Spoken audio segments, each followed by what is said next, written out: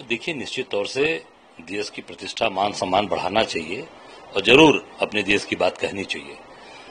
पर जो राहुल जी ने जो सवाल किया एस जयशंकर से, उसका जवाब नहीं आया।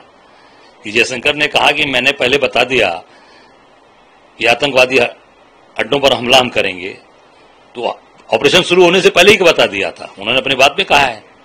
तो उनको ये बताना चाहिए कि कब आप जो है इसकी जानकारी कब देंगे, कब आपकी बात आएगी, कब आप सारी बातों को बताएंगे, ये आपको बताना चाहिए। और बिल्कुल इज्जत प्रतिष्ठा कांग्रेस अपने जितने भी हमारे लोग हैं, जो भी हमारे सांसद सदस्य हैं, जो भी हैं, निश्चित तौर से देश की इज्जत प्रतिष्ठा को लेकर आप बताइए, सारी बातों को कहिए।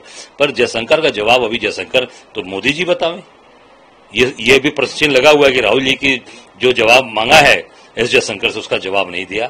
ये तत्काल इसका जवाब आना चाहिए। पूरी देश की जनता जानना चाहती है, पूरे लोग जानना चाहते हैं, राजनीतिक दल के लोग जानना चाहते हैं। एक और बड़ी बात जयराम रमेश जी ने कही, उन्होंने कहा कि जिस तरह से 5 आतंकियों के बारे में कोई जानकारी नहीं मिल पाई, 1 महीना होने को आ गया, लेकिन सरकार के पास कोई अपडेट नहीं है 5 आतंकियों की जिन्होंने। तो ये तो जयशंकर जो बात कही जयराम रमेश जी ने, तो जो जयशंकर की बात जो उन्होंने कहा कि आतंकवादी अड्डों पर हमला करने की बात बता दी थी, तो आतंकवादी कहाँ मिलेंगे आपको ये खोजें।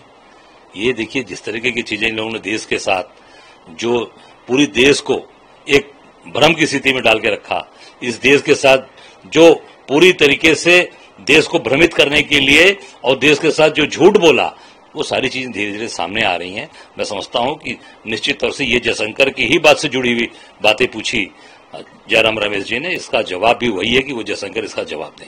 एक आखिरी सवाल है कि मैंने भारत और पाकिस्तान के बीच समझौता कराया। उन्होंने कहा कि मैंने पाकिस्तान से कहा कि मैं उसके साथ व्यापार करूंगा, इंडिया से भी मैंने ये बात कही।